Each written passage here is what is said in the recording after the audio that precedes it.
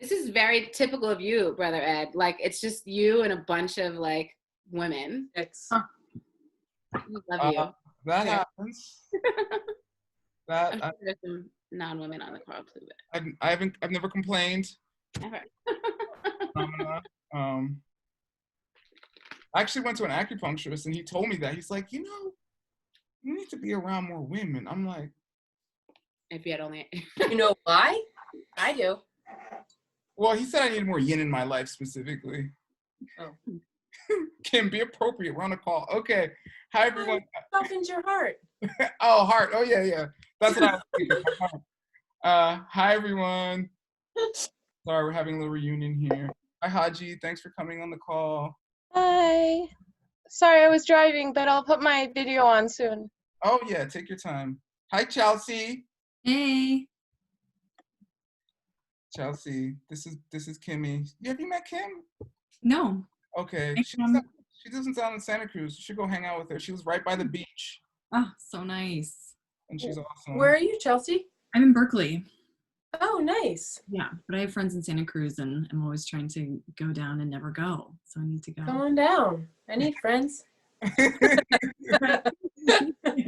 Kim is too rad for everybody else. That's her problem. It's hard.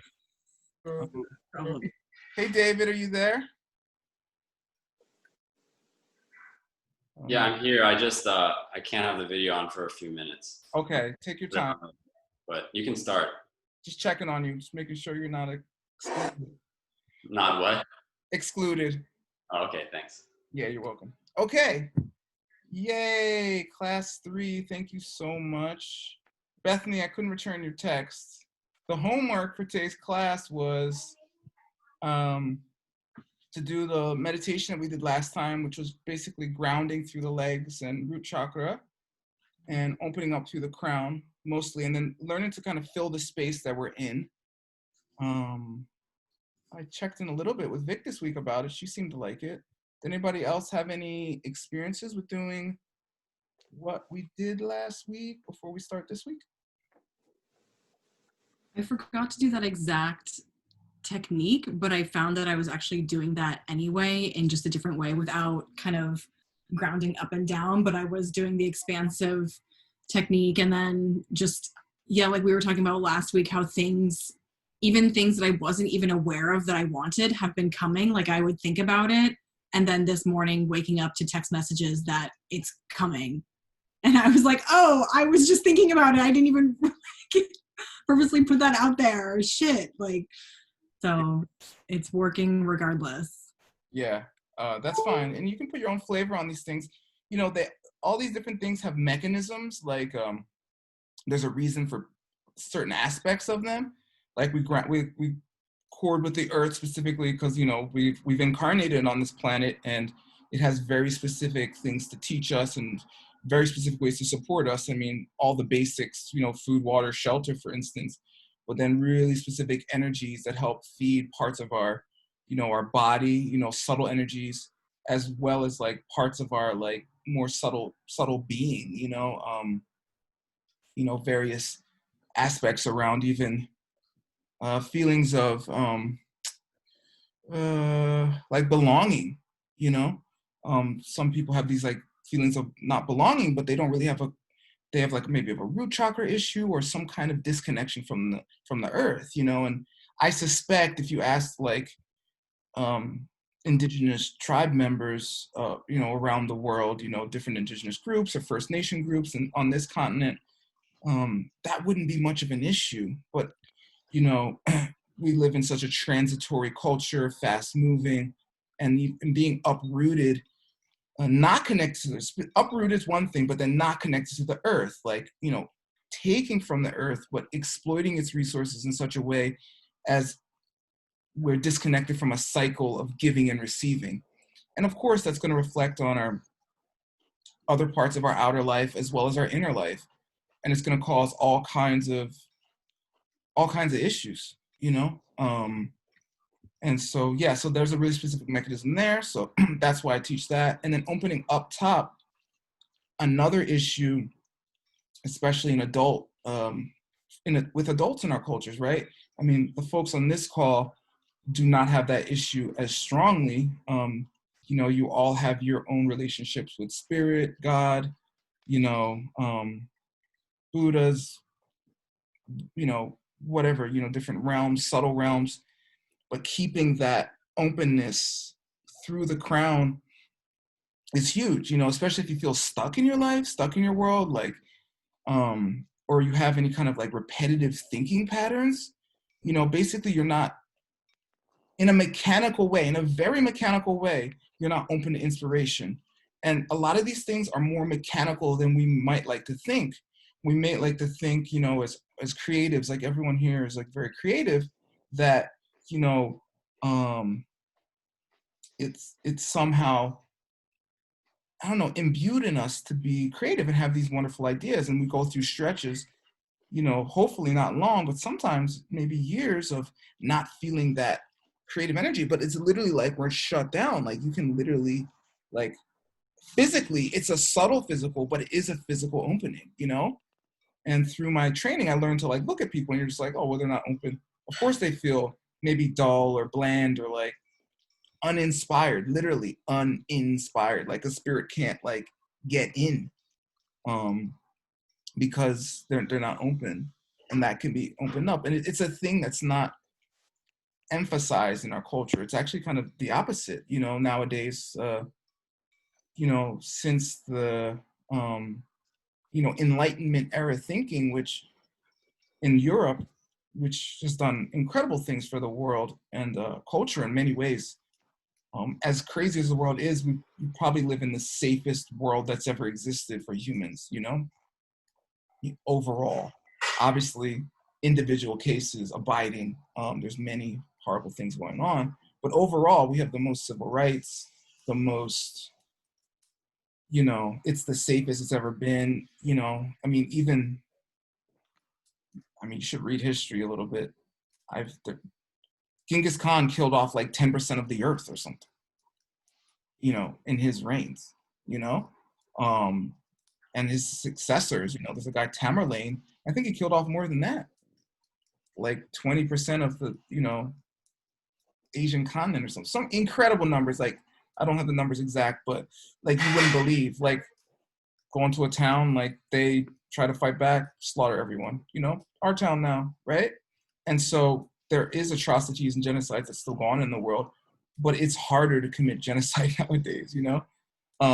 So we live in a very safe place due to this thinking that has swept the globe, and at the same time, scientific thought, as we conceive it, has become dogmatic in certain regards, right? Because science literally means to know, right? Like SCI, like it's the same SCI in like consciousness or conscience, right? It means to know. That's all it means. And consequently, the word nice means ni si. It means not knowing. That's what literally that word comes from. It means ignorance, which is funny. It's come to mean some kind of kindness, but it literally means ignorance. And so, but like that kind of, that not knowing for some reason, I think it has a lot to do with the trauma of religions, actually. Because so many religions have just like, you know, run roughshod on our boundaries, and like people are just like kind of fed up. As humanity's a little fed up. They're like, you know what, we're done with y'all, you know, like, yep, like nope, you know. So that's something to look out for, because, you know, I'm teaching a acupressure with Tuning Force course. Chelsea's in it, and I talked about the dawning of the age of Aquarius. Not the song, although I like that song. The actual, the age, you know, the geometry of it, because it's based on geometry, like angles from a certain sector of the universe, which we call the Aquarian constellation, and our angle in regards to it, as far as the Earth is, where the Earth is pointed.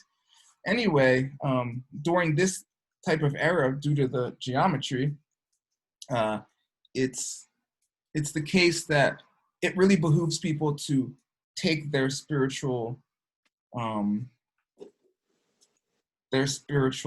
path into their own hands more than ever. And that's not always true. I mean, in a way it's always true, but in a way, like the energies kind of allow for teachers to step in a way that now is not so much the case, you know? And you see that, and you can, there's books written on it and stuff. That's a whole thing. Okay, so keep the crown open, keep the legs open, and then fill up the space. And that's really important. Without getting political, we live in an unprecedented time politically, and some really historic things are going on. And for people to be able to do things in your world which basically break what you consider your ethic, your integrity, it takes your tacit agreement, right? Like tacit as opposed to explicit. Like somewhere in your mind, you're like, okay, that's okay. You know, like complicity, is that a word? I don't know, it's a word now. And so, what's that? Complacency. Complacency, is complacency and complicit the same? Different. Complicity is a word. Okay. 90% sure. Complacent, complicity, all the above. Use the word here. Yeah. For that to happen, you have to, on the inside, be agreeing to it. And that takes a certain kind of contraction of your field, you know, and you can get really specific with it. One of the first energy work modalities that I studied was Barbara Ann Brennan's system. That was in 2002, 2003. My friend Venus, who I don't think anyone on the call knows, she's OG. She put me on, she gave me some books. Hands of Light was one of them. And yeah, and they have a super specific system just around the aura. And so for years, I just worked with the aura because, you know, everybody wants to like see auras. I mean, that's like one of the coolest things you can do at first, right? You're like, I want to see auras, you know? What's my aura look like? What color is it, you know? And it's cool. There's a lot you can do with that. And if your aura is constantly contracted or contracted in very specific places, because you could have like a huge aura, like my aura is probably like all lopsided with my head, you know, a big old head. But then Kim's like, yeah. And then like my heart is like, you know, like, I mean, it's like slightly open, but really it's like, logic, blah, blah, blah. And so your aura can be like, you know,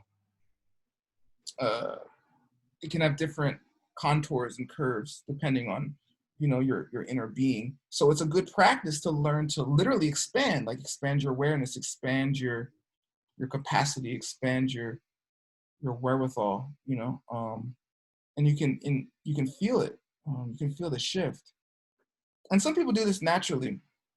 Some people walk into a room and then, you know, they like, everyone turns or like, who's that? You know, that kind of thing. And then other people, they could walk in a room and they could be like screaming and yelling and like letting off fireworks and have a gun and no one would notice. I went to this massage school called the Heartwood Institute. And when I was first there, we do this thing called Heart Circle. That means at the end of each week, we all get in a circle and we just have a certain amount of time just to talk about what you've been dealing with. It's super therapeutic and just mainly just be witnessed. And there was this person in my class and she would say things and like no one would hear her. It wasn't like they wouldn't pay it, like they weren't like responding, like they wouldn't even hear it. And I would notice them not noticing and I'd be like, that is weird, you know? But it was like she was one of those people that could walk in a room and like no one would notice. And it didn't have to do necessarily with her looks, her gender, her age. It was just, you could see like her aura was like shrunken in, you know, highly contracted. So, and there's times like I know people who take up, You know, you ever meet someone, you're like, you're kind of taking up too much space. Like you're in my house. Like, what are you doing? You know, like the energy kind of takes over. And so it's actually good also to learn to contract, you know, like, okay, Vic lives in New York. So does David, right?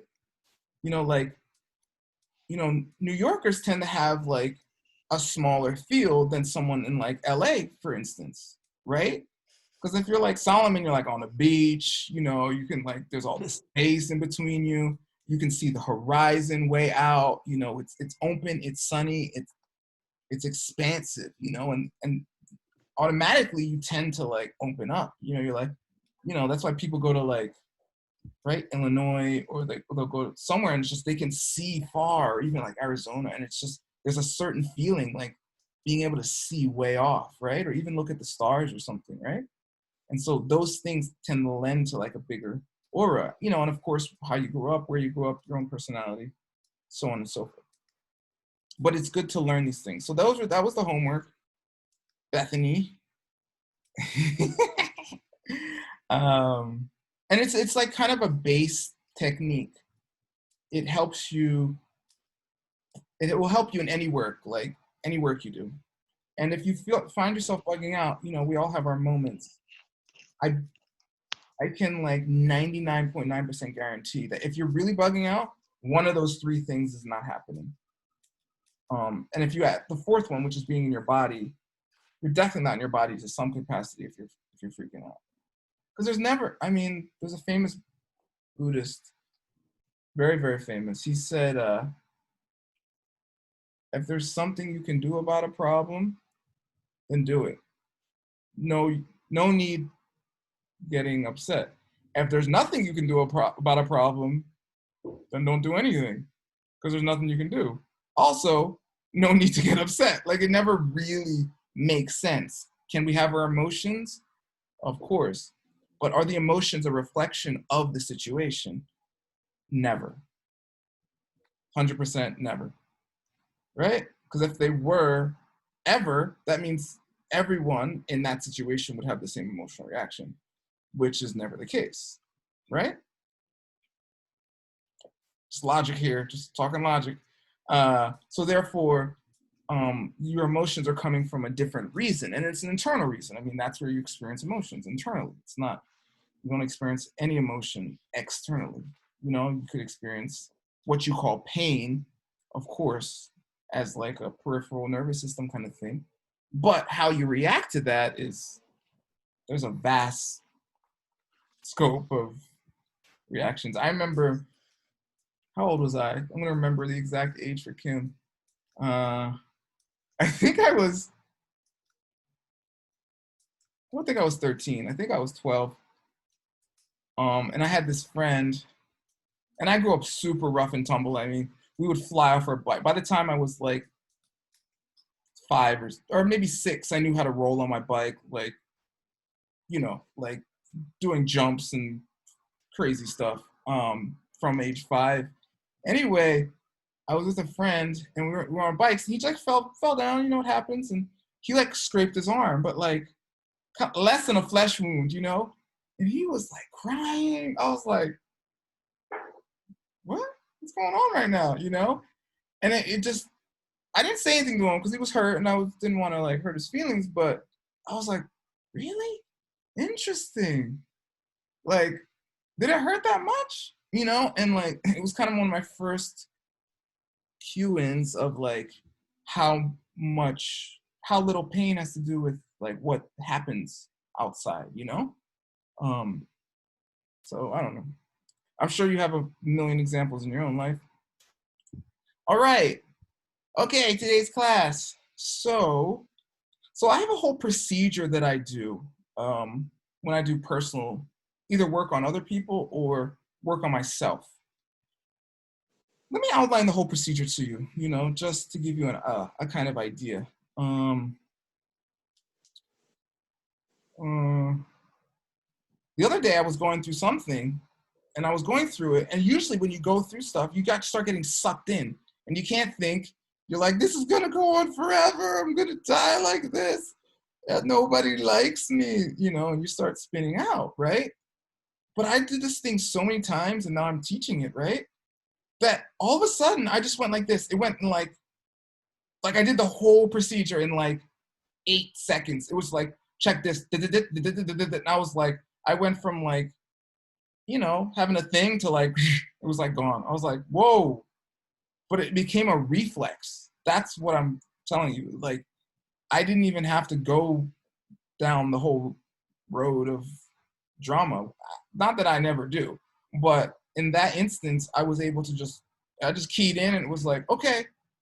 And it wasn't necessarily like it was less than some other issue or pain. It was pain. You know, I have hard times and hard thoughts, and, you know, I think some of the thoughts I have would be maybe really hard on certain people, you know? And so it wasn't that it wasn't something, it just, all of a sudden my habit kicked in. So that's what I want for you. If you can kick in this habit, you will have a definitive, in my experience, a definitive tool set to move through any situation, internal or external. And if you have that, you're set. You're good. I mean, that doesn't mean where you're at is where you want to be, but that means you have the tools. Like, you're trying to drive to Brooklyn. What do you say? No sleep till Brooklyn, right? You're trying to drive to Brooklyn, and like, you know, you're 3,000 miles away, but you got the car, you got the money, you got the gas or whatever. Maybe it's an electric car at this stage, you know? So you're like, well, should get there, barring something crazy. That's what I want. I want to provide all that for you, so it's not, because I've hitchhiked too, you know? You never know when you're going to get there with the hitchhike. You're like, it could be soon or it could be a while. All right, let's just pray, right? So we want to give you these tools, right? Okay, so the first tool is being in your body. So I do yoga nidra meditation every day. I have no idea when's the last time I missed that. Honestly, I think it was like in 2008 or something. So that's been invaluable. You know why? Because the body doesn't lie. Your mind lies to you all day. I'm not good enough. My mommy, my dad, I hate my. It's 99%. First of all, it's all reruns. You know, it's like Nick at Night. Okay, it's the same thing. All right. And second of all, most of it is just complete malarkey. Wait 1 second.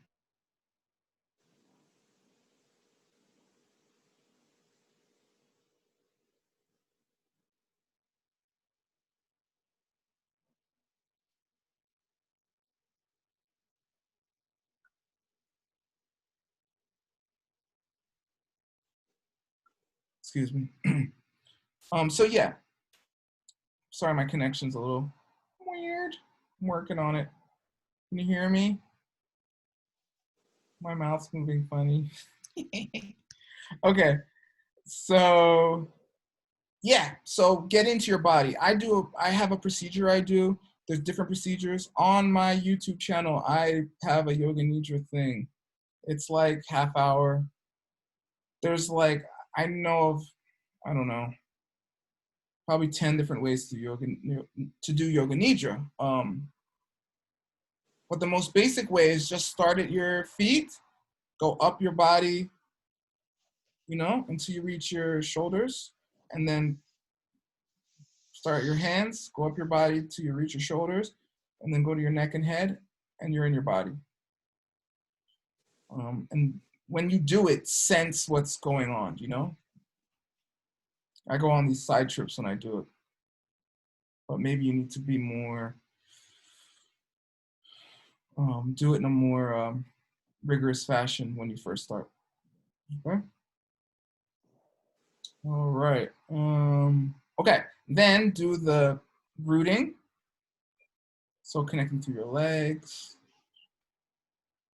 connecting the root chakra. Then connect to the crown.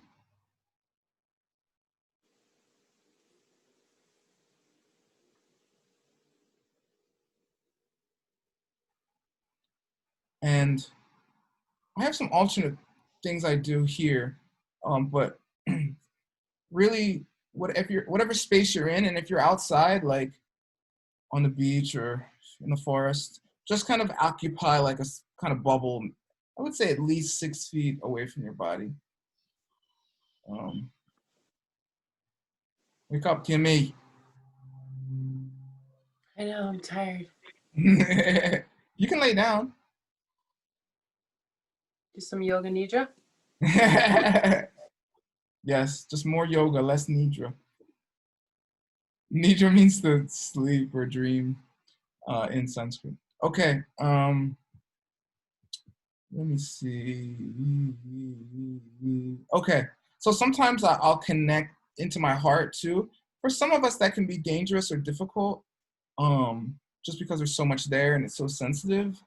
So it's not something I definitely teach to do every time, but just kind of taking the body in general is maybe more important. But just want you to know that I do that sometimes.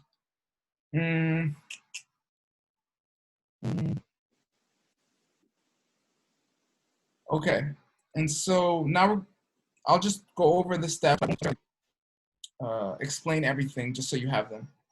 From there, cool.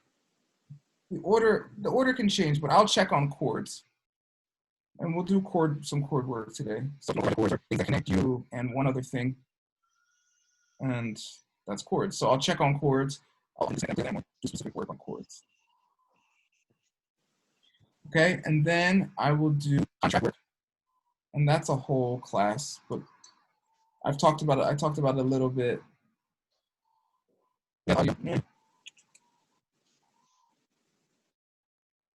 Word. It's getting hard to Breaking hear up. you. Oh, it's worse now. One sec.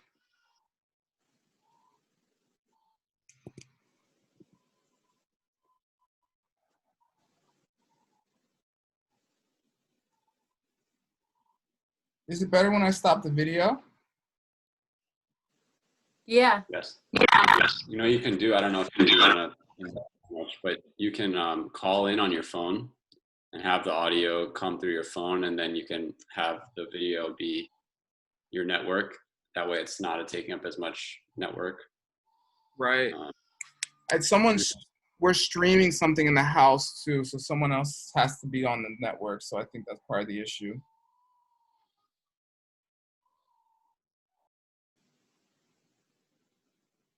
Can you hear me? Yeah. Okay. Let's just go with this because they'll be done in like a few minutes, like 20 something minutes, and then I can get back. Because if I get on my phone, it's gonna be on the same network, or I have to use my my data and it might run out or something. I don't know. Sorry, I'll leave it alone, but you can just use the, like, not the data part of your phone, just the voice from your phone. It's like the regular. Oh, the call in. Oh yeah, you're right. Yeah. Then you can use the data for your video and have it in 2 separate things, and then it will probably work better. You're totally right. I'm not gonna do it right now, but you are correct. Because my phone's not here, and I'm just gonna keep going. But thank you, David. Very good suggestion. Okay, so contracts. So even before I do chords, I do this thing. It's super important, and it's clearing other people's energy from your field. If you study Dharma yoga, you know that Sri Dharma Mitra's teacher, who was Swami Gupta, he would talk about all the time, like how you pick up other people's energy. And he would he had procedures that you did just to clear other people's energy out of your field. And he was like a master's master. He would do energy work on people, and he would set like alarms to them, like timers rather. So he's like, okay, I'm gonna make this energetic pill, and it's gonna do this, this, and this, and it's gonna go off at 8 o'clock on Tuesday. And then 8 o'clock on Tuesday, you'd be like, la la, like, whoa, wow, I feel so much better, like that. So there's a lot of procedures in Dharma yoga for purification, like purify your space, purify your mind, and different procedures like that. And if you read his book, what's that book? Psychic. What's that book, Vic? Do you know? Something in superpowers, yoga and yogi powers. Yeah, Yoga and Yogi Powers. Yeah. That's it. Oh my God, that book's so amazing. And as soon as I started studying Dharma yoga, I was like literally looking through my Lama's books, and there that book was, and I'd never heard of it. And I was like, what's this? And it was like, and I asked if I could borrow it from my Buddhist Lama, and he had it. And it turned out one of his disciples, who was Dharmamitra's close disciple, thank you, Vic, had given it to him. So it was like, I was like, wait, this is too much, too many synchronicities. And I read it, and like my life changed in amazing ways. Actually, I met Vic as a result, and some other amazing people in my life. So I recommend the book quite a bit. Yoga and Yoga Powers by Yogi Gupta. He's also Swami Sri Kalishwar. Anyway, yeah, clearing people's energy out of your space is crucial. We should do an exercise, and then I'll get to the rest. So clearing people's energy out of your space, cords, contracts. So who wants to be my victim? Kim, yay! Kim's been my victim. Kim's been my victim for like a decade. I wouldn't say victim. I'm a volunteer. I know, victim. Funnier though, which is all that really matters. Yes, volunteer. I'm just joking. Okay. Okay, so we did some work last week around authentic energy, and we did the grounding, and you know, one of my teacher friends like to call it the universal chord. It's really your connection to God, you know, whatever that means to you. But some people get triggered by God, so we say universal chord, which kind of doesn't mean anything, unfortunately. We got to use when there's triggers. Anyway, it's the one that goes from your head up. All right. So when you do that alone, you'll run more authentic energy. Okay, but we'll do this. You ready? Yes. K9, the his house. All right, let's do this thing. All right, cool. So I'm tuning in. So Kim, connect through the earth. Okay. Connect up through your crown. You're gonna feel less tired in a second too. And then, yeah, really fill the space. Are you home? You're in your house, right? Mm-hmm. Fill your whole house up. Nice. Oh, that feels good, doesn't it? Don't it? Okay, good. Okay, now I'm gonna just contact your field with mine, okay? Okay. She get permission. Yeah, get permission for these things, by the way. If anybody uses any of the stuff I teach you for evil, you might get a lightsaber. My lightsaber might come out. All right, be careful. All right, so, okay, touching your field. Okay, good. Okay, how's that feel? You feel me there? Yeah, I feel you. Okay, good. You're dropping in. You're like really in your body, Kimmy. Good job. Okay. Okay, so let's see. How much of your authentic energy do you feel like you're running right now? Like Percentage, 0 to 100. like 13. Oh my God, that's what I got. Yay.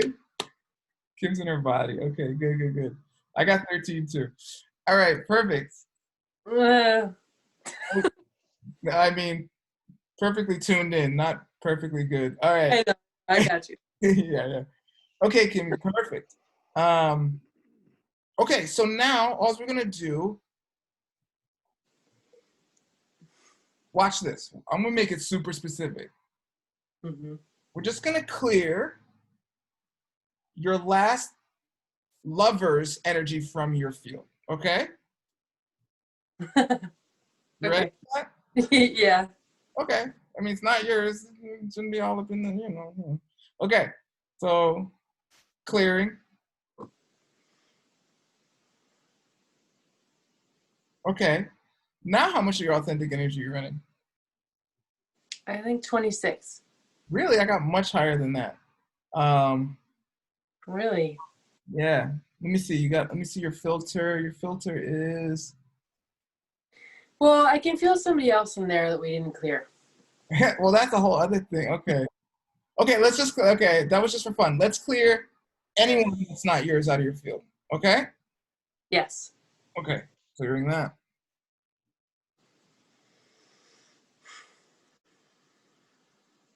Okay. Good. What do you feel now? I feel confused, Okay. actually. We got some filters going on. Because I got 100 now. Okay? 99 to 100. Let me see. Your filter is that I think your filter is that you don't feel good. So you think it's jamming or something. Like just because you're running your authentic energy doesn't mean you're necessarily gonna feel good. That's rings true. Mhm. Okay. Yeah. Okay, now we'll clear that filter. now see. Oh, now it's in the 90s for me, feeling wise. Yeah. Yeah, it went down a little bit. It went down to 93 from what I see. Okay, good. That's interesting. It's interesting. Okay. So what are the advantages of that, you may ask? One may ask. Okay, Kim, we're bubbling you up. Okay, sealing that deal. Moving on. Good? Thank you. Yeah, you're welcome. You're like, not good. I know. It's class though, Kim. We'll do more later. Okay. So yeah, so when it happens, like I think we've all had times in our life, because everyone in this class is very sensitive, right? You're probably the most sensitive person in your family. Is there anyone here who isn't the most sensitive person in their family? Someone more sensitive than you, Vic? My mother. Maybe she just doesn't know how to manage her emotions. Well, it's different. Being emotional and being energetically sensitive. How about I'll say that? Maybe mom's got you beat. I don't know. Okay. Maybe I also have a filter that's blocking my ability to see that clearly. Oh, you got all kinds of filters, honey. But that's a whole other thing. Okay, so basically, except Vic, everybody is a sensitive person in their family. I'm just messing with you.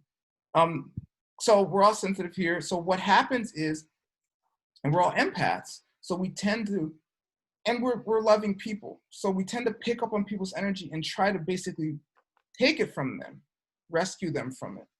And so we become this kind of conglomeration of other people's vibes, for to use a technical term, and then we can't decide what we want for ourselves. We can't, and it's hard to think straight, or we have certain thresholds, like we can do this, this, and this. Oh, but I couldn't do that because of my mom. Oh, this and this. Oh, but I couldn't do that because of my dad, right? But really, those people have no say over what happens in your life. I mean, there's going to be consequences to any decision that you make, and some of them may upset people, right? What's the saying? What's up, ancient saying? Haters gonna hate. No, really, if people aren't happy with their own life, don't expect them to be happy with yours. Okay?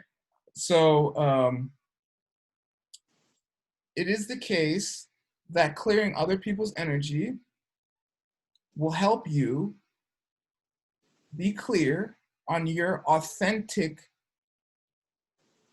decisions, authentic mindset, and then be able to make small and large decisions in a very clear, decisive way, which is a game changer, you know, and without big doubts.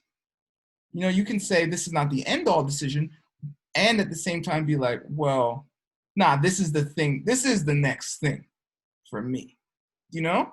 And that's huge. If you can say that definitively and be like, all right, that's a step. I'm stepping out. I need that for whatever reason. Boom.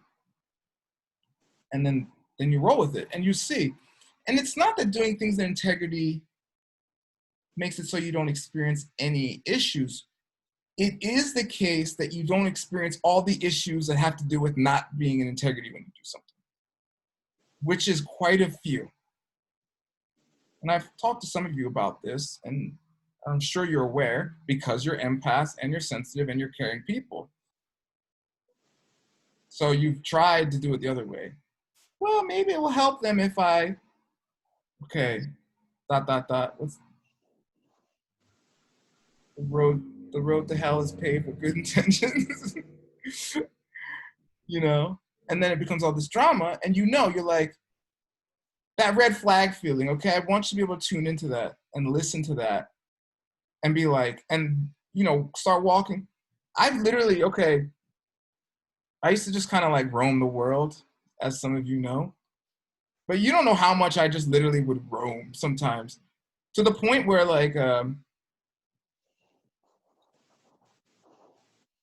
would be in a place and I'd be like, well, where do I go next? And I wouldn't know. So I would literally just start walking in a direction.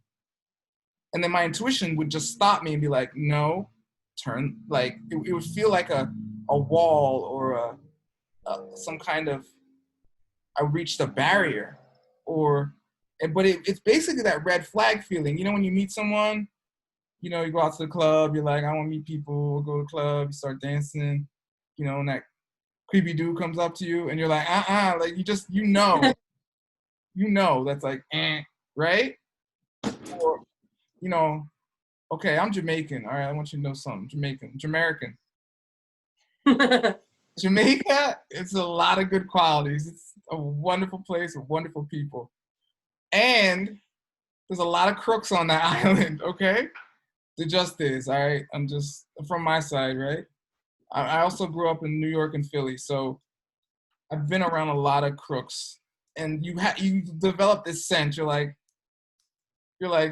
that's a scam, you know? And you want to have that sense, you know? And if it's a scam, you're going to have a big light go on, like, no, I'm not going to give you money. No, I'm not going to get in the car.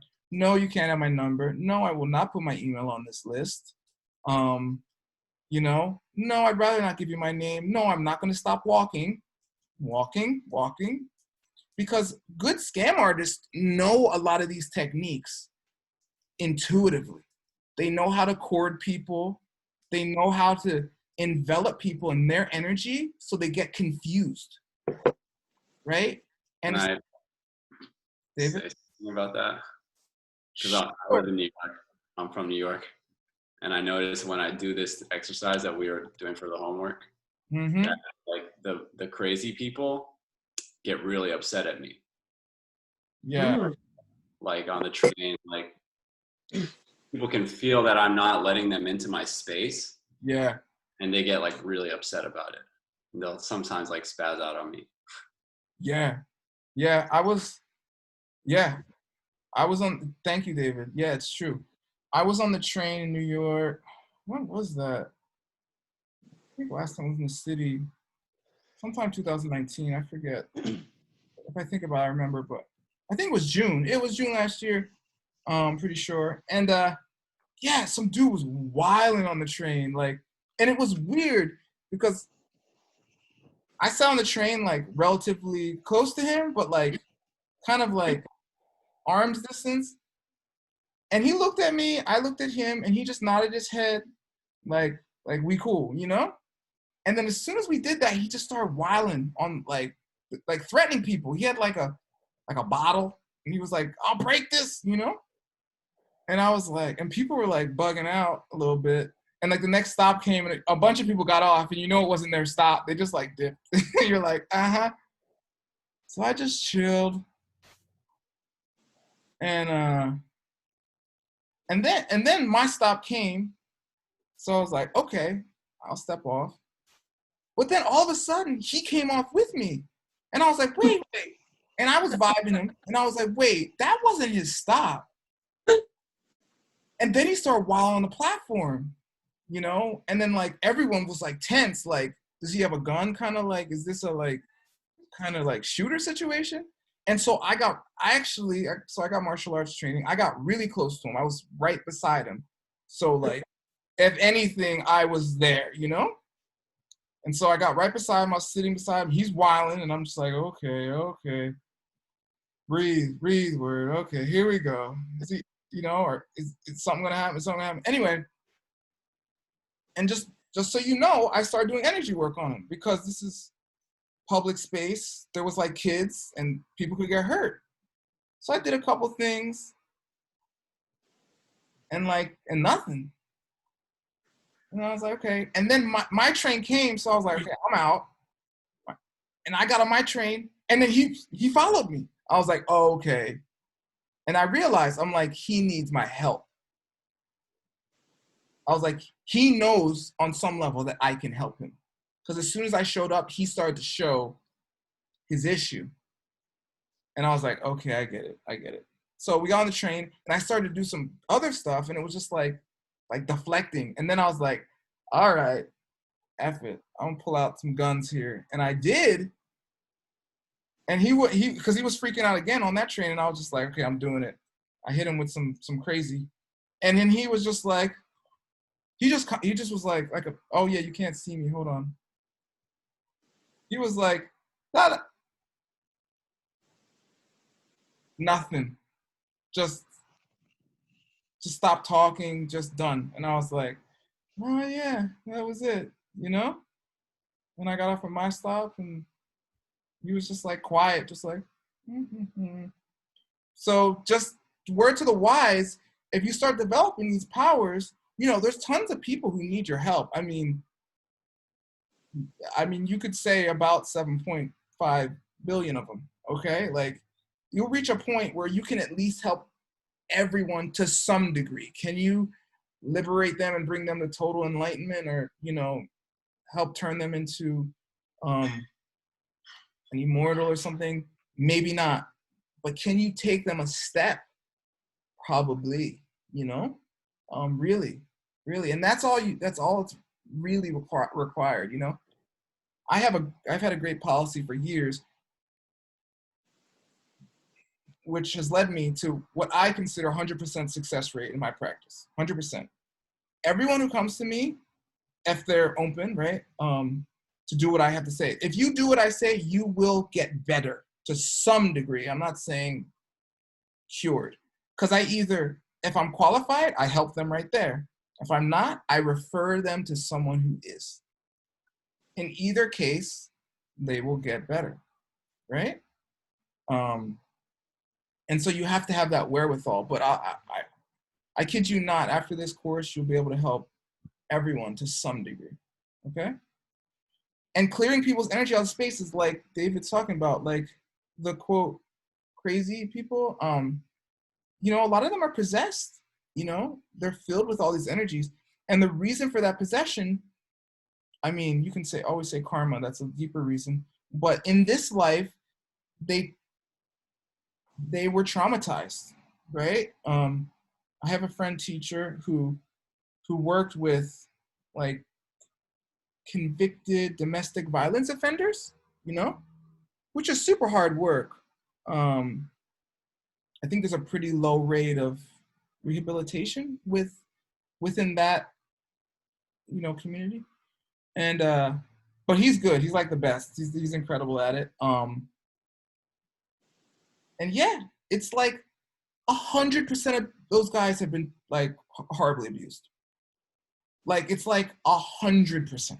It's not like 85 or 89 or 90. It's like all of them were like beaten or sexually molested or like horribly neglected or had to start selling drugs at a super young age or, like something, and it's like that for like violent offenders too. Like in prison, it's like 90 something percent of the people have been traumatized in their childhood, right? So a lot of the stuff, and then people come in with stuff too. So I'm not saying it's exclusively that in the world, but it's high.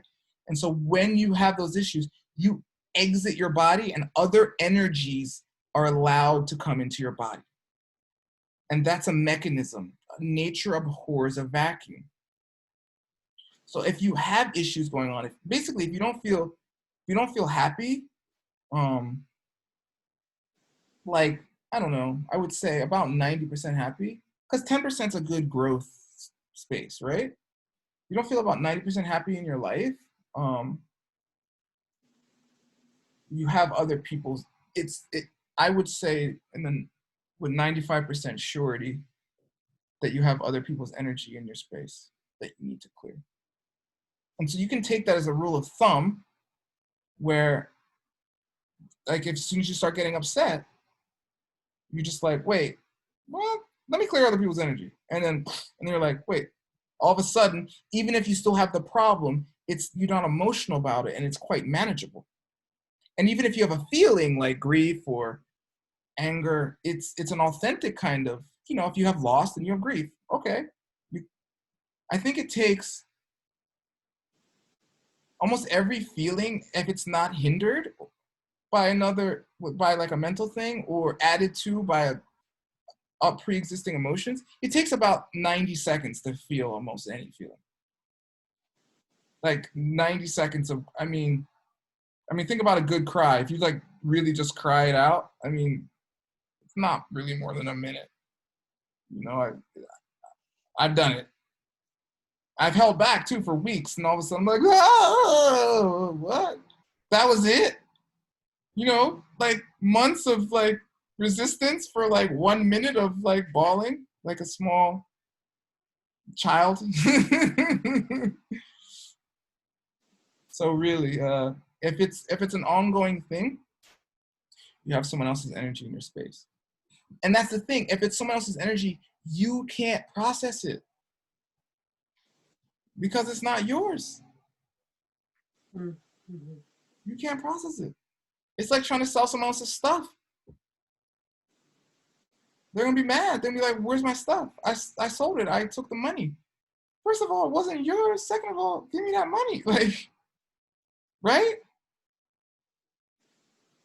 Boundary violation. We're talking about boundaries. This is basic boundary violation. That's why things like slavery and genocide of indigenous populations, they don't just go away. They endure as a disease, like a cancer, in a society. Because like right now, wherever you are, on this continent, unless you're, Choctaw, Chickasaw, Seminole, etc., you're on someone else's space they were forcibly removed for, genocided, given blankets and smallpox, right, etc. And there's a kind of trauma, and what happens is that creates an enduring kind of misalignment with the land. Same thing with slavery. Eventually, the chickens come home to roost. People they're like, I worked, where's my money at? It all comes back. You can't, it's a law. That's the thing. There's nothing for free. What did Erykah Badu say? If you're looking for a free ride, you better run, child, because you won't get too far. It's true. There's no free rides. You always pay. because everything has a cause, and without that cause, if you see the result, it's based upon previous causes, and that's the payment. So you have to clear people's energy from your field or your space, and don't violate other people's space, or that's going to create a disparity where you won't be able to process your stuff. And this happens in families all the time. There's a cycle called a toxic shame cycle, which is pretty much not talked about at all in our culture, but it's one of the main things that keeps all of this dysfunction in place. Toxic shame. And because of toxic shame, right? People don't want to talk about stuff because the shame comes up, and their whole energy body will start to freak out because they'll become aware of all this stuff in their field, right? Are you talking about like inherited shame, or what do you mean by toxic shame? Okay, I'll explain. Thank you, Haji. I'll explain. Okay, so there's healthy kinds of shame, right? I would be ashamed to touch a woman's body without her permission. Like in me, I would get a feeling that would say, you're about to do something wrong, right? That's a healthy kind of shame, okay? I even, sometimes you accidentally like brush somebody, or like, if you ever accidentally like kick somebody or like on the street or something, you're like, oh my God. Like, I didn't mean to invade your physical reality, right? I mean, what do you say? Excuse me, I apologize for, even if it was an accident, right? Because in your heart, you're like, even though it was accidental, you did violate their boundaries, right? And people usually know, it's like, oh, it was an accident, not a big deal. You're like, okay, boom, boom. And then you feel a resolution and you move on, right? Okay. But with toxic shame, what happens is toxic shame comes from when your boundaries are violated from somebody acting shamelessly. And it is inherited because they're doing it because their boundaries were violated shamelessly, right? So let's just talk about, I don't know, toxic masculinity or something, right? It's pervasive. So, and it's passed down. So because of toxic masculinity or something, men are taught they can't feel certain, they're not allowed to feel certain emotions, right? So say, this didn't happen to me. I don't remember it happening to me with my father, but it happened with me with my friends. Like if, you would start to cry or something, they'd be like, they would start to call you like effeminate terms, which is the worst thing, right? Or they call you stupid or dumb or something like that, right? So they would start acting shamelessly. They would violate my boundaries, which is me being allowed to feel whatever I feel, right? And they would stop me from feeling what I was feeling, and they would act shamelessly to do so. They would be like, you're a effing blah, blah, blah. You're a stupid blah, blah, blah. And if I was susceptible to that sort of inculcation, I would then take on their shame as toxic shame, right? Meaning I would be ashamed then to feel something that was totally natural and healthy to feel. And so what happens after that is you will have what is called a shame attack every time you go to do that thing. So like, if it was about crying, if I go to cry, all of a sudden in my head, I'll be like, oh, all those messages would come up. You're a fucking blah, blah, blah. You're a stupid blah, blah, blah. No, you can't. And that would all come up. And that would be all, and I would have all these feelings, and it would be like a crippling thing where I would have to make a decision to either, which wouldn't be conscious because I didn't know the process or the mechanism, to work through the toxic shame and reclaim my space, reclaim my boundaries, or succumb and then just go back into the pattern. So for women, this happens all the time in our culture for body issues, right? What do they call it? Body dysmorphia.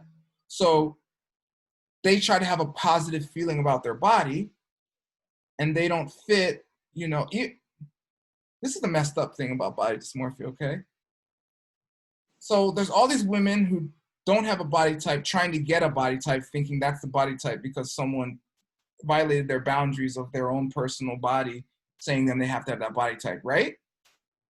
So then they all feel toxic shame when they just look at themselves or something, okay? And then the women who have that body type are also feeling that even worse sometimes, in my experience, right?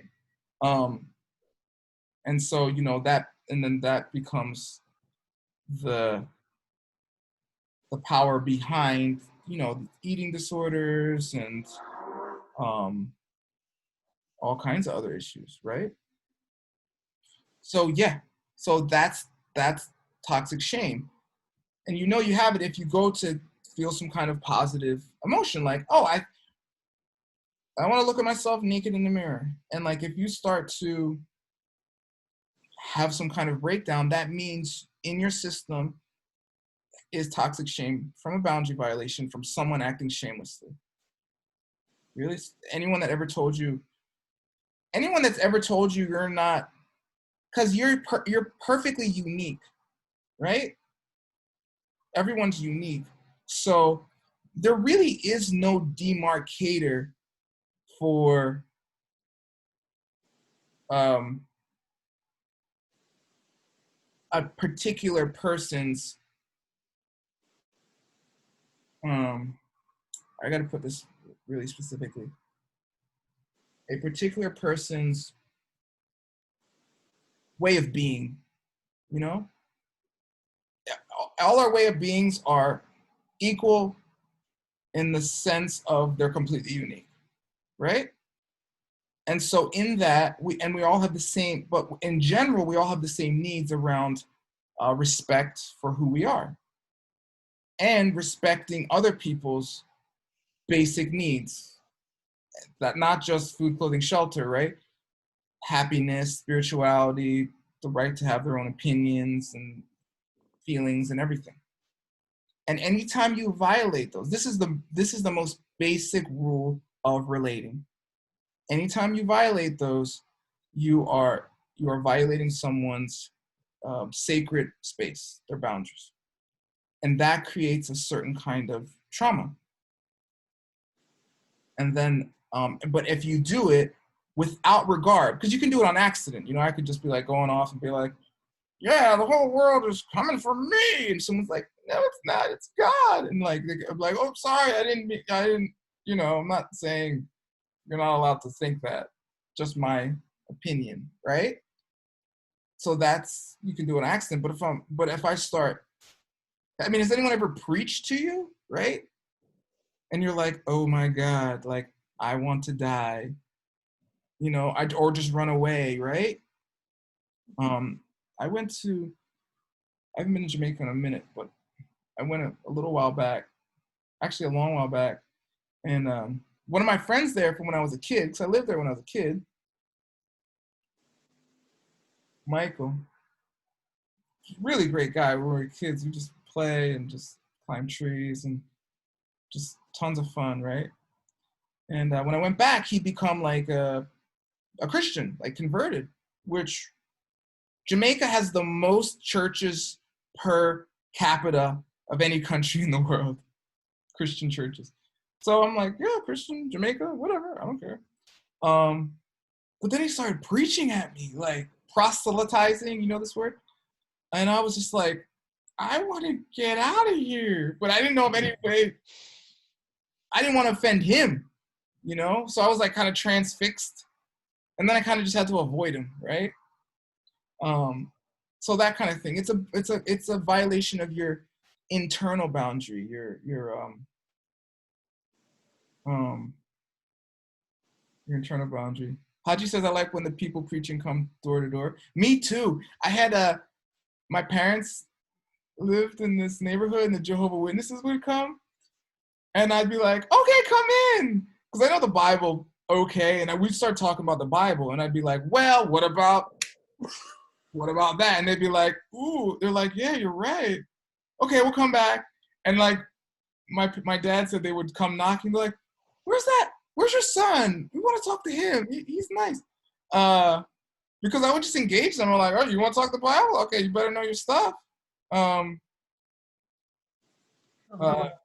Yeah, Audrey says it traumatized her. Yeah, you're probably traumatized if people weren't respecting, because children have these boundaries too, you know. But if people act like your property as a child, which is still in the norm all over the world, you're my child, therefore you do what I do. No, children will tell you, like, no, that church is not for me. Like, no, I don't want to go. You know, and that's the thing. You can invite them. Like, would you like to go? Like, we're Buddhist. You've been born into a Buddhist, Hindu, Jehovah's Witness family. These are our practices. Does that interest you? It didn't interest me. I wanted to watch Saturday morning cartoons. All of them. Right? From Spider-Man and Friends to Teenage Mutant Ninja Turtles. It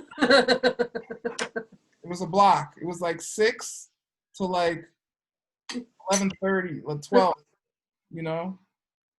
Just, I want the whole block. And I had to like raise Cain. I mean, isn't that a Bible thing too? Ironically, to get out of it, you know? And that's because of those boundaries. And like, you can feel them, you can feel these issues. So anyway, that's why you have to clear people's energy from your, I hope I answered your question, Haji. And shame attacks are extremely common, and no one talks about them, no one knows about them. PA Melody told me about them on YouTube. I recommend her work. Pia, P-I-A, Melody, M-E-L-L-O-D-Y. She wrote books too on codependence and love addiction, and she's great.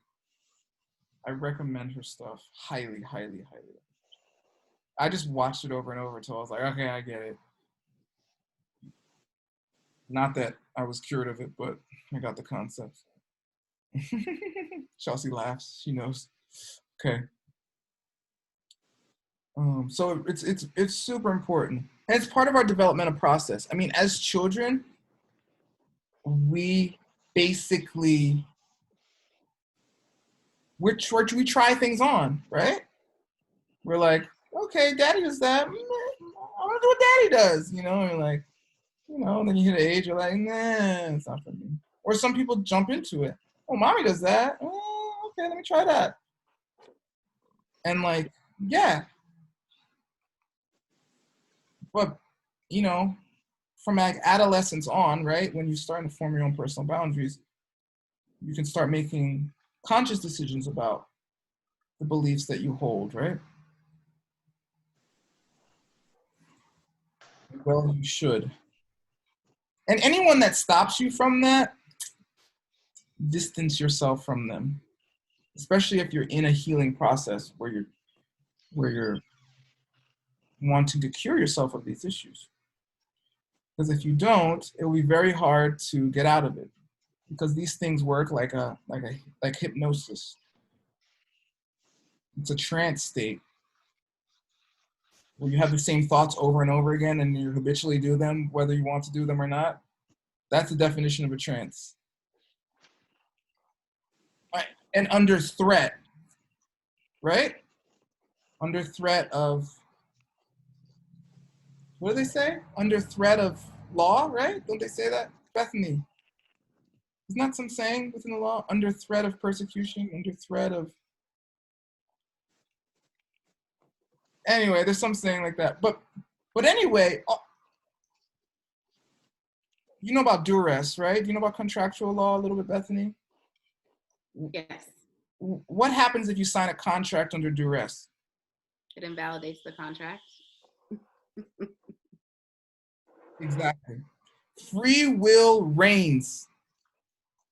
It runs through everything because it's a law. It's a law of nature. If you are doing something and you don't want to do it and you think you're being coerced to do it, you've been tricked into thinking you're coerced to do it. You created the coercion which is coercing you to do it. And that's deep, and that's not for everyone, but you came to my class and I'm telling you. Yeah, because if contracts under duress are invalid because law works like law.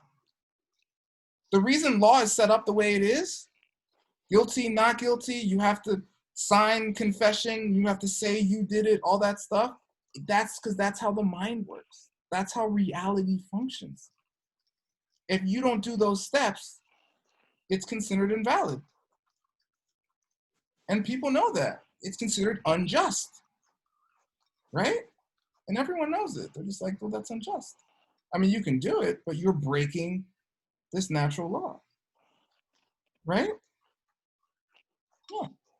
And that's what laws are based on. Why is murder a crime? Because you violated someone's space in such a way that you took their life from them. Why is rape a crime? You violated someone's space when they said they did not want you to enter their body, and you did it, right? And it's all that's you broke the free will agreement, right? And any contract under duress is considered invalid. And you have to remember that, because that's your power. I mean, you think if you think you don't have power, what is that called? That's a whole thing. I mean, that's what pimps do, right? How come abused women don't just like run away or something? I mean, sometimes they do, obviously, right? You have to disempower you have to empower somebody to disempower themselves. You trick them. You convince them that they don't have power. But see, we're so powerful, we can create a world where we don't have power. That's how powerful our ability to create is. And once you know that, I mean, I'm telling you, the jig is up. No one can touch you, right? And there's tons of famous Jesus quotes like that, you know? Be in the world, but not of the world, you know? And there's a whole bunch more. I can't, you know, I'm my Father's son in heaven.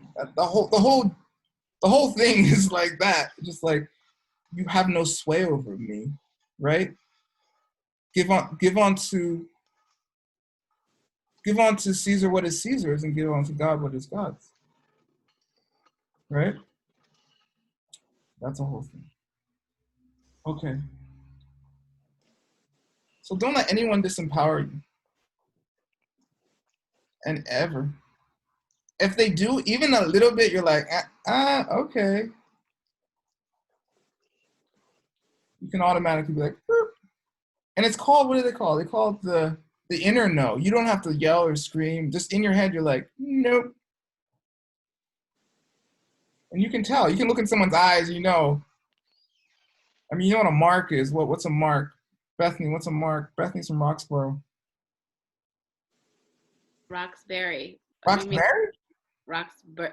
Bury, actually. Oh, really? Yeah, you know, Martin Luther King, Malcolm X, everybody kind of passes through here. Okay. Do you know what a mark is? A mark, like a cornball, or like Yeah. a mark. Oh. Yeah, like someone. Like a lame. Yeah, someone who's easy to fool. Mark is a con man word, right? I mean, what does con man mean? It means confidence man. That's what con man is short for. Oh. Bethany's like, oh. I didn't know that. Yeah, they gain your confidence. Once you're confident in them, then, but if the con man finds a mark, you have to find a sucker, right? Mark is a sucker, you know, and like people who are good at cons, I mean, they're usually extremely smart, by the way. And secondly, they're usually energetically sensitive because they scan crowds, like Times Square in the 70s or something, 80s, right? It's, you know, it's like Disney now, but back in the day, it was all like, you know, adult film places and stuff, right? So you scan a crowd and you look, you're like, oh yeah, there's a sucker right there. And you work the mark. Yes, Kim? I want to learn how to do this more accurately. Okay, Like- which part? Well, to like be able to project actually into the future to feel something out, and to also like I'm online dating, right? Okay. So like being able to look at somebody, I can get a feeling, and then sometimes it's really unclear. Yeah. Yeah, prognostication. I love it, and I'm pretty good at it. So Yeah. I would say the best place to start is in your own body, because a lot of those are, and watch people, not a creepy way, okay? But people watch. What I did is I people watched for years. Anytime I could, I would ask people. Like I would watch them, and I'm like, wait, where was I? I was somewhere, and I saw this lady. I was just like looking at her. I'm like, oh, she's a massage therapist.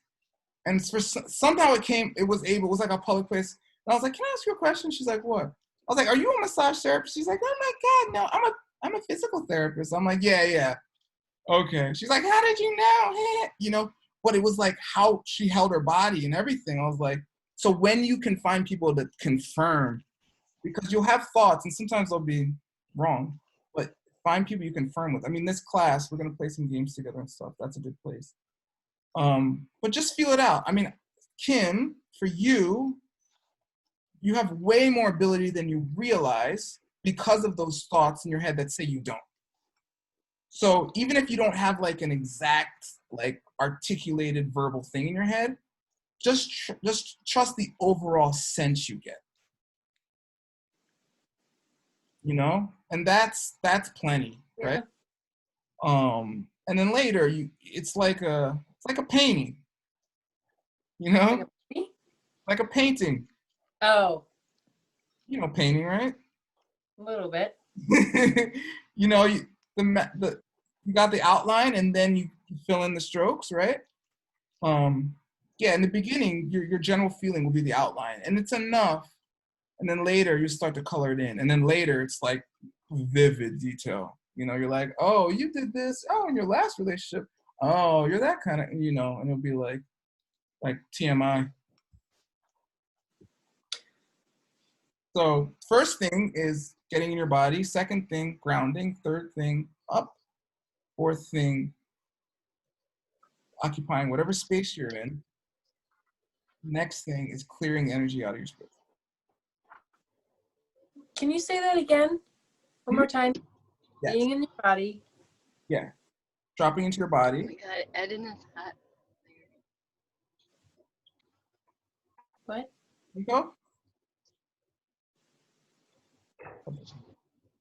Get in your body.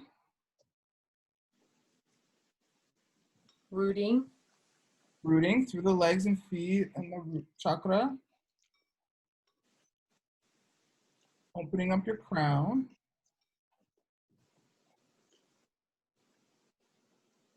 Mm-hmm. And then filling the space that you're in currently, or at least occupying your energy field if you're maybe outside or something, or in a public place or something.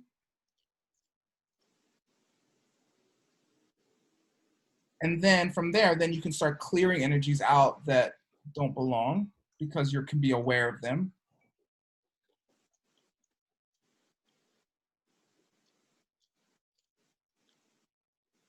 Okay, so those are the base steps. And once you do those, and you're running a lot of authentic energy, a lot of this is very easy to see. You know if you're hungry or not. You know if you have to go to the bathroom or not. You know if you need to sleep or not. You know, oh, it's time to go outside. It's time to make a call. Oh, someone's gonna call me. You know, if you haven't done those steps, it's a little difficult. And you're really easy to manipulate too.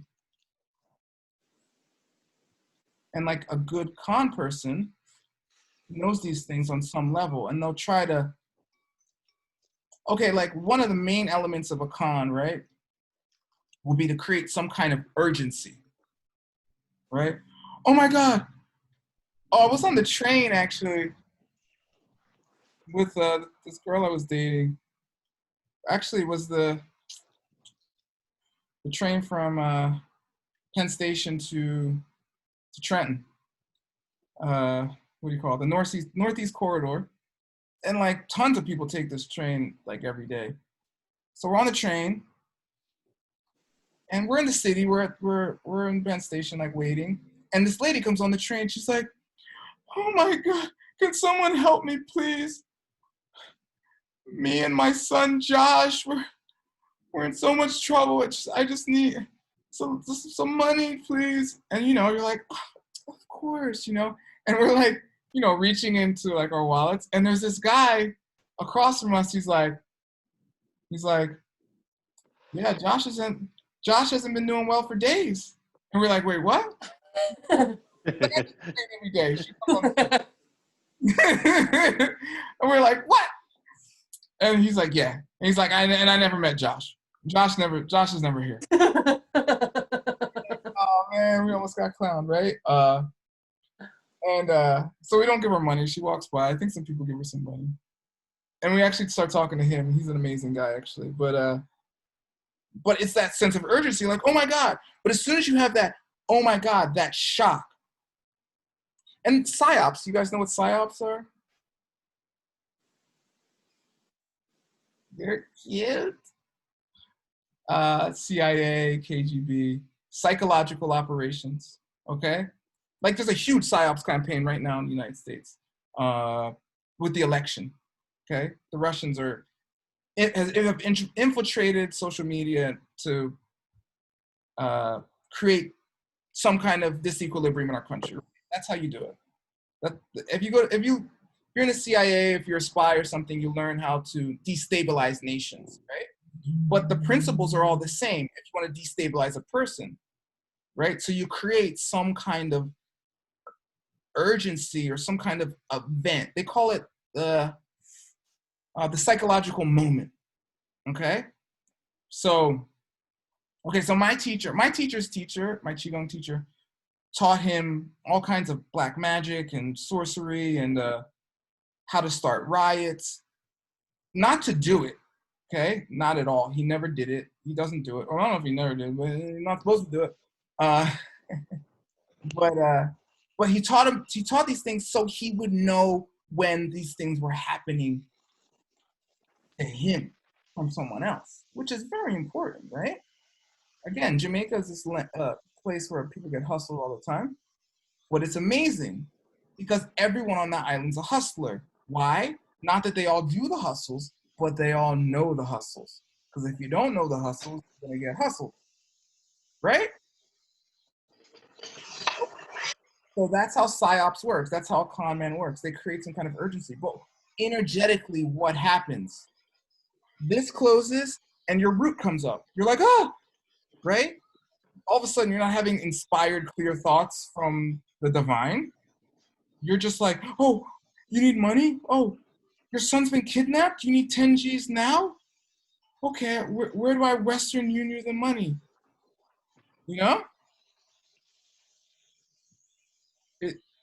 But usually, if you were in a calm state of mind, you're like, wait, what? Something doesn't add up. Or in your body, you would get a red flag. Right? And so, I mean, like, I don't know, guys at bars do this to women. Like, you find the weak point in a woman's field, and you're like, oh, you look so good, I don't know. And you manipulate a weak point, right? So people's weak points is very often they don't want to die. So you're like, we're all going to die. You're like, oh, what do we need to do? Oh, just give up all your civil liberties. We'll take care of you. Okay, that sounds good. Okay, take all my civil liberties. Mm-hmm. Just make sure you get the bad guys and not me, right? Okay, right? This is called PSYOPs, okay? Or con. It's running cons. And you should learn. P.T. Barnum said there's a sucker born every minute. You don't want to be them. Okay, good. So that's why, that's the mechanism. So you want to make sure you're up, make sure you're down, make sure you clear things. Okay, and once you're cleared of that, then you can start to tune in to more minute things. Because there's all kinds of things going on in your aura. People say these sayings that reflect things that happen in the aura. Like, oh my God, she's such an energetic vampire, right? People, have you heard that saying? Vic has, she's smiling. Or I don't know about you and that guy. It really seems like he's got his hooks in you, right? Or I don't know, man, she's got you wrapped around her little finger, right? All these things have an energetic correlation.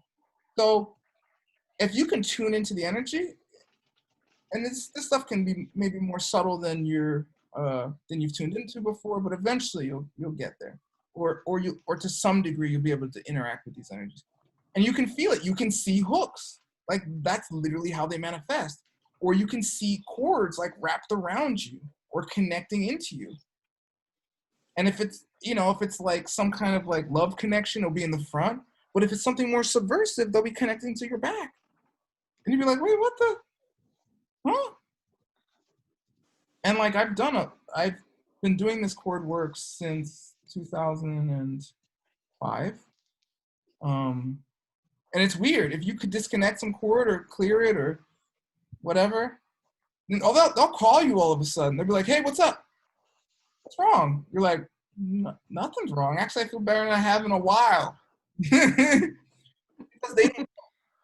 it's subconscious for them, but subconsciously they feel all of a sudden a lack of connection. And since that was an energy source for them, then all of a sudden they're like, what? I feel like we're disconnected. Because we are. I've consciously disconnected from you. Right? So you can like try to talk it out with them, but I don't know. I don't recommend that a lot of times, because they'll try to, if they already had their hooks in you, they'll work to keep that established. But if you just go like this, by hook, then they'll try to talk to you, and then they won't have the power they did, and they won't know why. But they might get frustrated or try to yell or freak out or do something drastic so that you crumble. So you again go back to that contracted state, that weak state. So then they rehook you or record you or what have you. And this is all very natural. People do this naturally based on feeling a lack, because they don't have a connection up. They don't have a connection down. They think the way to get energy is to take it from people, or take it from the earth, or, basically some kind of surreptitious behavior, for a fancy word, subversive kind of thing. And we all do it too. We do it in some ways. Probably doing it to your mom right now, or your dad, or something, and it disempowers us, and that's why we can't get what we want, because instead of using these huge energetic batteries like the whole universe, we're like, Mom, your mom's tired, she's getting old, she's like, I don't really got much for you, here's 100, work it out.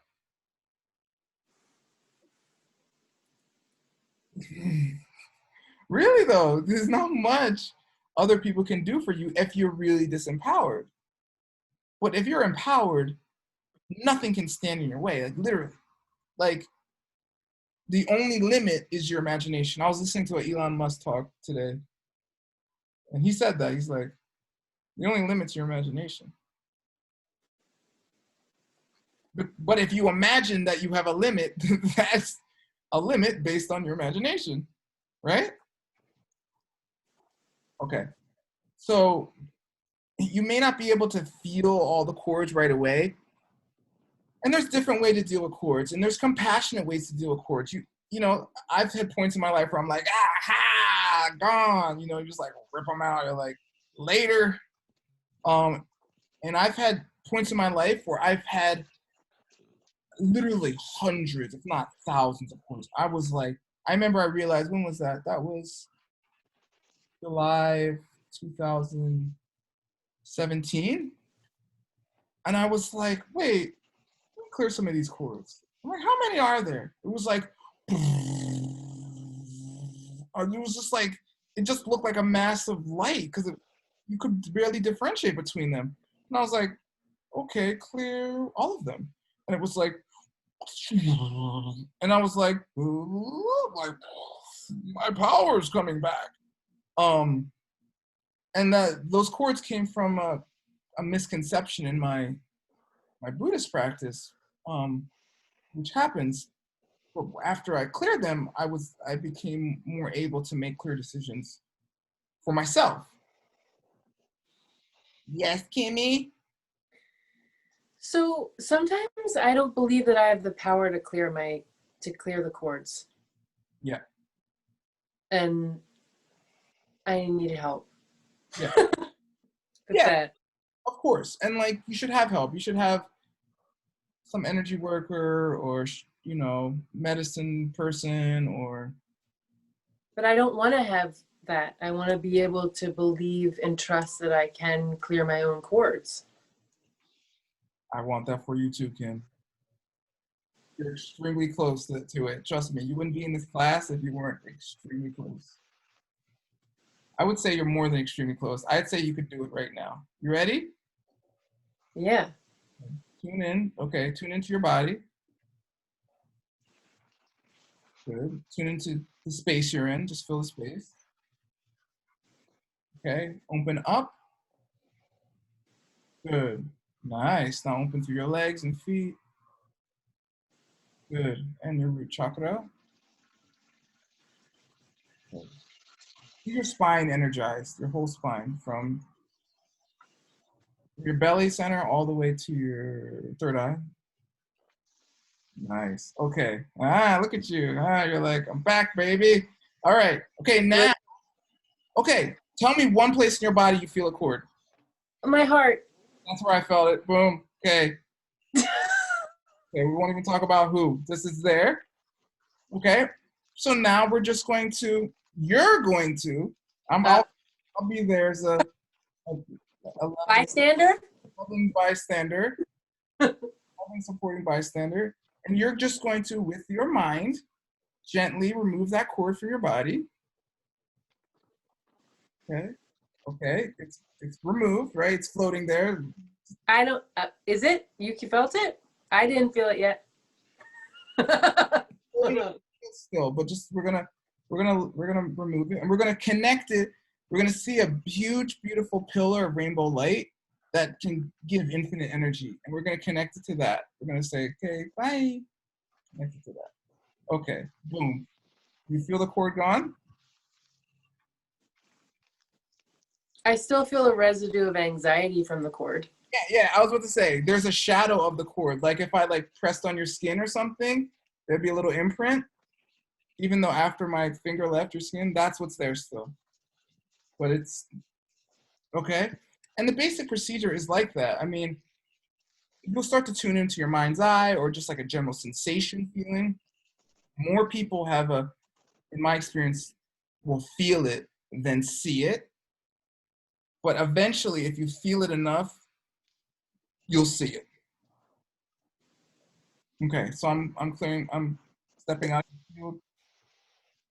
See me? Okay? Okay, boom. Here's your space. Right? And how do you feel? Do you feel different? I still feel like it's coming out, but I feel a little lighter in my heart. Can I tell you what I think is happening?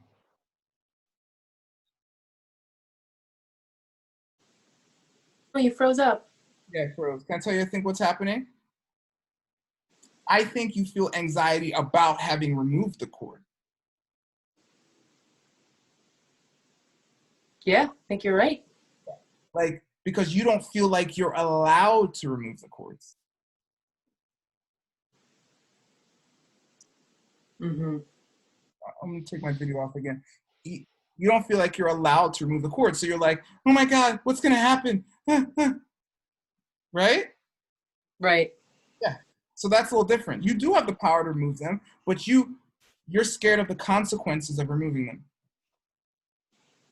Yeah. Right? Mm-hmm. But you gotta go for it. You gotta at least experiment and see what happens. Okay? Yeah. Thanks. Yeah, you're welcome. But you can do it. You just did it. So I empowered you. Okay. Anybody else want to try? David does. David's a great volunteer. Okay, David. You ready? Okay. Okay, let's just go through the steps. And this will be the basic practice. And it can take literally 3 minutes. Or you could do it in longer. Okay, so we're going to just get in our body. Start with the feet, go up through the legs. Hips.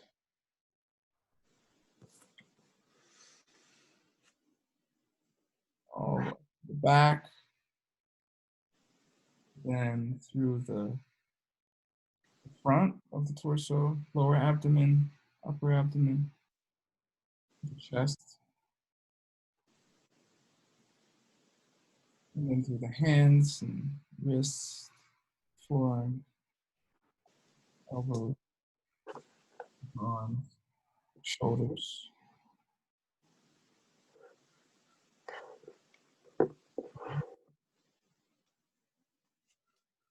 And head. And then the whole body. Opening through the feet for grounding. Through the root chakra, the cranial floor. The crown chakra of the head. Opening up to the higher self, God, the angels, Buddhas, whatever's inspiring higher than you, in your view. Okay. Good. Nice. Now fill up the space you're in. Like all of it. Even the corners. Okay. Good. All right. How's that feel, David? Good. Yeah. Okay. So that's the preliminaries. That will keep. That's like it's kind of like getting in the car and making sure the seat's in the right spot and the steering wheel and adjusting the mirrors. Okay. Yeah. Okay. Now we're gonna check if we have gas. So clear any energies that are not yours from your field.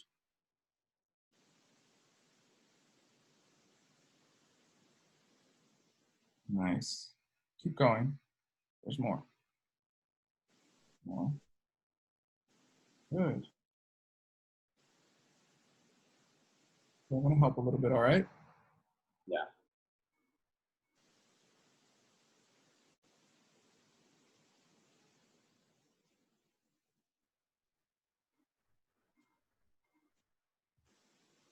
Good. All right, how does that feel? Feels different. Yeah. How much of your authentic energy you feel like you're running right now? Like 18%. Really? Yeah. Well, I feel more authentic energy in the upper part of my body, if that makes sense. Yeah, I was getting that when we were doing the scan. Like your head was like, yeah, and the rest of your body's like, okay. Yeah. Okay, how about this? How much authentic energy are you running in your head? At like 98. Yeah, okay. I got like 100. Okay, let's see. Then your feet. 6. Yeah, okay. I got 3 to 8%. Okay, we're on the same page. All right, cool. And it pretty much runs in a continuum like that. Feet the lowest, head the highest, right? Yeah. Okay, that's good to know. So let's do something specific then, okay? Okay. Clearing your mother's energy out of your field, okay? Now this is the thing you can do. My friend taught me this, Ken Hover. He's an extremely skilled energy worker. You can imagine like a huge magnet in front of you and one behind you. And it pulls all the energy out. We'll specifically work on your mother's, okay? You ready for that? I'm kind of doing it now. Okay, I just was waiting for a yes, okay? Yeah. Okay. Okay, good. Okay. How much are you running now in your feet? Now it's closer to like 30%. Yeah, that's good. That's a significant shift. Okay, with you, there's a thing going on, which we can talk about a little bit. Yeah. So it seems like to me you have like past life connections to various like lineages that seem likely to you. Yeah. Yeah. Have you had like a lot of different, I don't know, for lack of a better term, like strange kind of mystical things happen to you? Mm-hmm. Yeah, okay. And those things come with like kind of like a good and a bad element. Mm-hmm. Yeah. And you feel like it's cool, but you can't really control certain things and it's annoying. Totally. Okay, yeah. Okay. Okay, so that's past life stuff around being a good and bad kind of spiritual practitioner. I mean, we all have it. It just depends when it manifests. Okay. So let's clear your connection to certain lineages. All right, you ready for that? All right, cut out. Was that a yes? Okay. Sorry. Just got to get agreement here. You know, just free will reigns. So clearing your connection to lineages where you practice arts that invaded others' boundaries, space, created chaos in their lives, especially.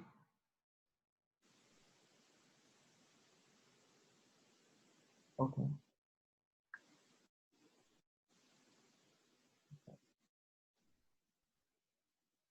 Good. All right. Okay, now tune in with your feet. What do you got? It's shifting like quickly as we talk. Okay, yeah. I imagine it might. And might shift over the next few days too. But it's going up, right? Yeah. Okay, good. So that's a more specific version of what we've been doing, like clearing energy out of your space. So what happens is, because we're all, I mean, they say, right, if you're born in the United States or live in the United States, even if you weren't born here, you did some incredible things in your past lives.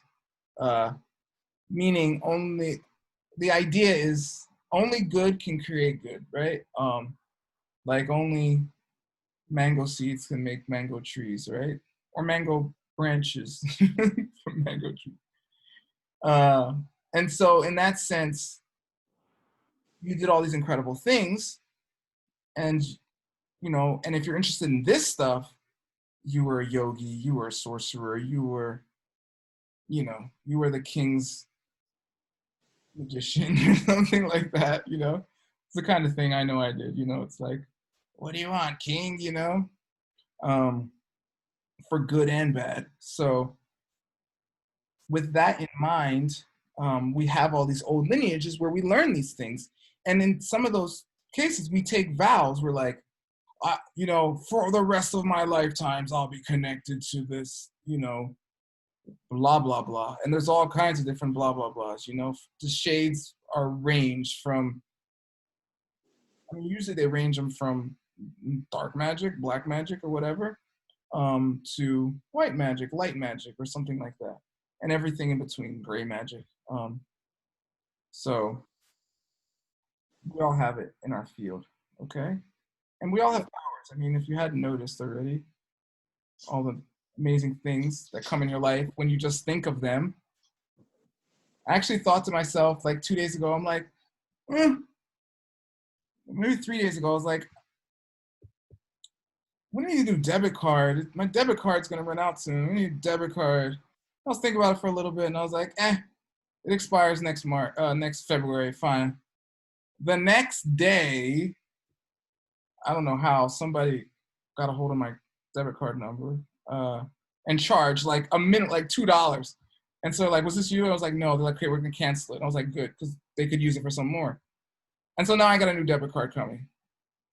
Okay, so was I like, I really want debit card? Like, no, but I think I thought about it too much. I don't know. Anyway, so David, Yeah. how do you feel? What percentage are your feet now? We let it run a little bit. It's like in the mid high 40s, and it's still moving up. Okay, good. I got a little higher, but perfect. Okay, let's do some chords now. You ready? Because you're also chorded. Let's do specific chords to those lineages. We're gonna clear chords to those lineages, okay? That would be great. You're like, finally. It's plaguing me. Yeah, I know. It happens. I know a lot of people who've had that kind of thing. Okay. Okay. So lineages have a life just like beings have lives, and they want to stay alive, They want their lineage to continue. So because you made those agreements in past lives, they're still living through you. So they're like, well, aren't you gonna do the thing with the thing? So basically you'll be like, no, I'm no longer that thing, and I'm no longer agreeing to do this thing. And without your free will or consent, they're gonna be like, oh, okay, bye. Right? So that's what we're gonna do, right? Yeah. So that we're gonna clear those cords, especially to your throat chakra, crown chakra, third eye in the back, heart chakra in the back, okay? And we're gonna allow those lineages to reconnect their cord. They need to be grounded too, so ground them in the earth and connect them to a higher power so they no longer have to feel as though that they need you in that way or others. Good. And also connecting them to the infinite source of energy. It can be a rainbow, pillar of light, or it can be all the power in the universe from above.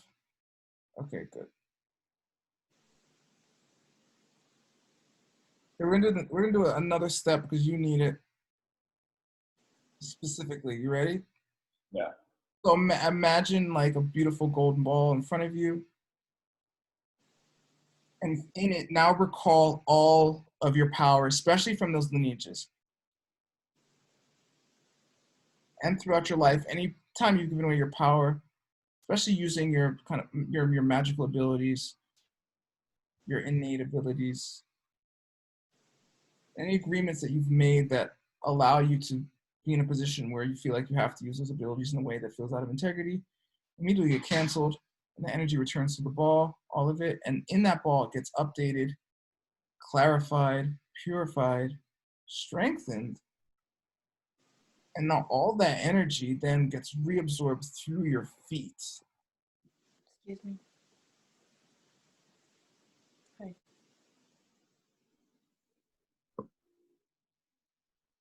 Good.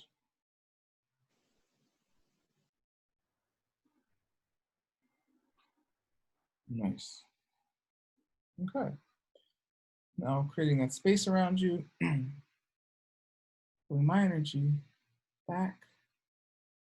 All right. How does that feel? It's my feet are definitely like buzzing now. Yeah. And specifically the left foot, which often feels like it drags behind. Yeah. Felt like it opened up more when I put the ball into it. Yeah, because I think that left side has been disempowered. A lot of probably your feminine receptivity and those sorts of things. Because the images I felt like like brotherhoods. Harsh. Yeah, pretty harsh, strict, and like also without the softness of the femininity and the receptivity, and like that wasn't even allowed, you know. And if you did that, that was frowned upon. So yeah, and just let that integrate during the week, and if something comes up, just email me, okay? Okay. That was good. Oh wait, and how much of your authentic energy you feel like you're running? My feet? Yeah, I would say the feet because. Yeah, it's like in the 70s right now. Yeah, exactly, and it'll keep going up. I think it's gonna go pretty high. Cool. And if you feel, and just consciously throughout the week, be like, no, I'm not aligned, and no, you're not. Well, it's interesting because like literally in this class, there's a specific teacher that I've worked with since I was very young, Oh, who I've been wanting to like finally disconnect from? say, I'm done with you. Like tell him I'm done with him. Oh. And in a way, I struggle between like the gesture of doing it, like sort of energetically or internally, and actually doing it out loud in real life. Yeah. Well, if you do it energetically enough, you won't need to do it out loud. But when doing it out loud is just another energetic method. And it can be a very powerful one. But in a way, you're still looking for their consent. You're looking for them to sign off on it, you know? Maybe if you don't mind, I'll follow up with you. Yeah. Because there's more steps. There's a lot more we could do just in the class and the time. It's not the structure for it, but yeah, hit me up. Yeah. Okay, so that's the new steps, chords, clearing energy out of your space. And in the end, just make sure you're sealed up. You can imagine beautiful golden light around you. Make sure you're connected to the earth again. Make sure, your root chakra and feet chakras, your legs are connected, especially. Because sometimes we can kind of fly off when we do this work, like energetically. And you want to make sure your space is clear before you go out. I've had to go out and then kind of halfway through a meditation, meaning like, like I had an appointment or something, and you're real sensitive, so kind of gauge your time well, make sure you're closed up, In a way, it's, I don't know, to use an analogy, it's in a way it's like sex, you don't want to, you wouldn't just run out naked afterwards, you have to like end it, like, okay, we're done, close, shower, whatever your procedure is afterwards, like shut her down, we got work to do, it's another phase, okay? So that's what we're doing, like making sure that you have a clear, okay, now we're interacting with people more in a, regular kind of way. Okay, it's time. Thank you so much, everyone coming. It's very fun for me. I want to thank my victims today. Kimberly, woo! David, yay! Hi, Miko! Maybe Miko can be a victim next time. I think she's driving this time of day, though, so that's not good. Don't operate heavy machinery while doing this energy work. Okay. Well, thank you, everyone. Thank you, Audrey. You're welcome. And write me if anything. Okay. Take care. I'll send you links and stuff. Love you, Word. Okay. Love you guys. Bye.